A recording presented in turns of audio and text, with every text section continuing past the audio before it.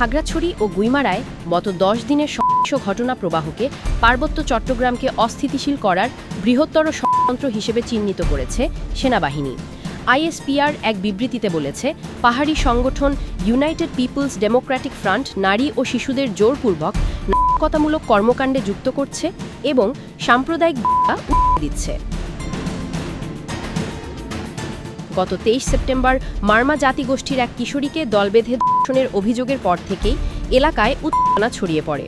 ওই ঘটনার পর সেনাবাহিনীর সহায়তায় পুলিশ বুধবার শয়নশীল নামে ১৯ বছর বয়সী এক তরুণকে গ্রেফতার করে। এর প্রতিবাদে বৃহস্পতিবার জেলায় আধাবেলা সড়ক অবরোধ কর্মসূচি পালন করে জুম্মা ছাত্র জনতা। ২৬ সেপ্টেম্বর অবরোধ চলাকালীন সেনা সদস্যদের ওপর হামলা চালানো হয় এবং উত্তেজনা চরমে ওঠে।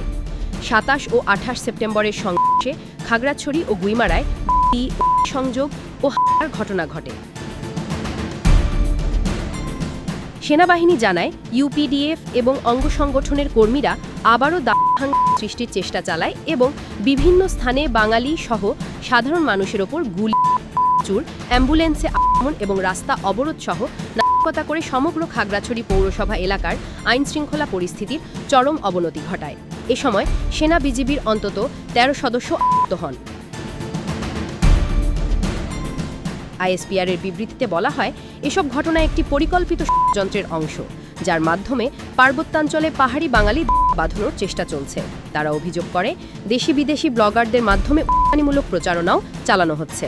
সেনাবাহিনী সব সম্প্রদায়ের নেতৃবৃন্দকে সংযম প্রদর্শন এবং শান্তি বজায় রাখতে আহ্বান জানিয়েছে।